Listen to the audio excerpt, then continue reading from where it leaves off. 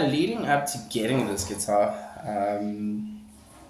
wow, Phew, there was a lot of things happening in my life at that time. Plenty, like up and down roller coaster rides, everything between tennis, between starting my popcorn business, and then obviously my music and doing sessions and working with so many different talented artists and people.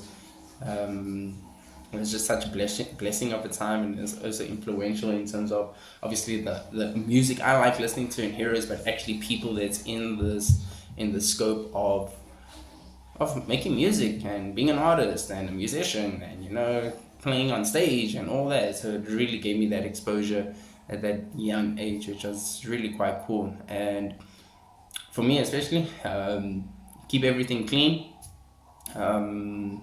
Being a professional athlete, I couldn't do any of what all the other dudes did back in the day. And very glad for what Slash and who was it? I think. Oh, actually, I got myself in the spot here right now. I know, like Slash said, it's like this extracurricular things is actually really not good for you as a musician. It's not gonna make you better, so don't even bother.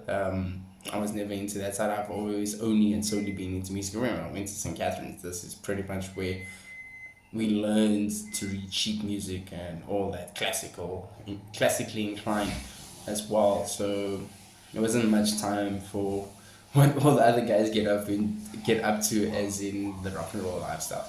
But yeah, I did music as part subject at school, and obviously as part personal love. I like music and my own preferences and all that.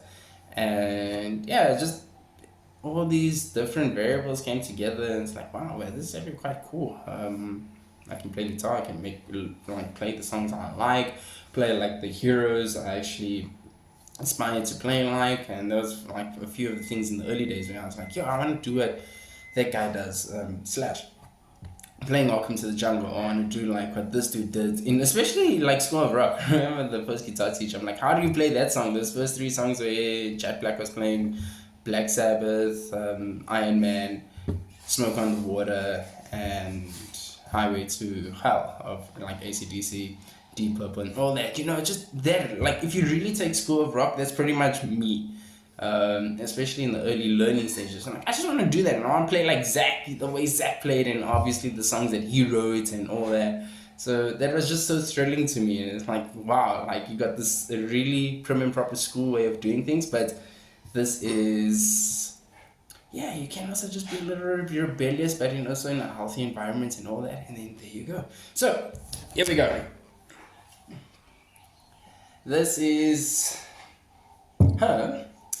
She actually got a name. Good friend of mine at the time as well. Also very, very, very wonderful person, Delia. Been a while, but very awesome, and yeah, wish you best on your way. Listen, this guitar was actually named after a book and a series, a book only, Peter Green if I'm not mistaken, and obviously the movie, Paper Towns. And for some reason I just enjoyed the character LACEY, and this was what my friend at the time said to me. He's like, listen, you'll watch this movie, it's actually really quite cool. I'm sure you're going to enjoy it.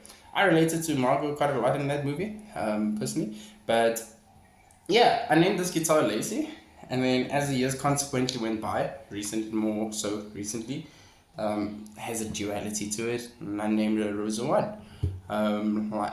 Name her or him Rosa One, other one.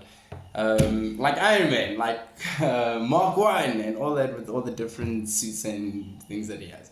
And yeah, man, this guitar pretty much was the one. When I felt it, and I was playing a lot of guitar at the time, finding out the story I'd say as well. But yeah, this really felt like home. The Guitar Hero guitar we had was also Les Paul. One of the first things was when I got the guitar. Oh, it took forever getting this guitar, but eventually when I got it. Geez. Playing the guitar at that time, I was 16, and I'm like, why does this thing feel so big? It felt weird. But like my arm is stretching over there. It felt so much different from the Fender. But the thing that I really, really loved was obviously the look, the sound, especially that I was wanting to get out of the amp and all that, and figuring putting all this together and really setting up your rig and all those things. So yeah, I was very happy, very happy. Played so many Gibsons and Les Paul Epiphones there at the store, and then when I finally got my own, happened to be also the guy that part largely inspired me as well. Slash, yeah, this was just too special, just way too special, man. And LACEY slash Rosa One played on the first few recording sessions I did, gig I ever did, like with full band, and then obviously now with what I'm doing right now with Senior J Rosa and Michael Jackson crew and all them. Yeah, she's always part of the collection and will always be there.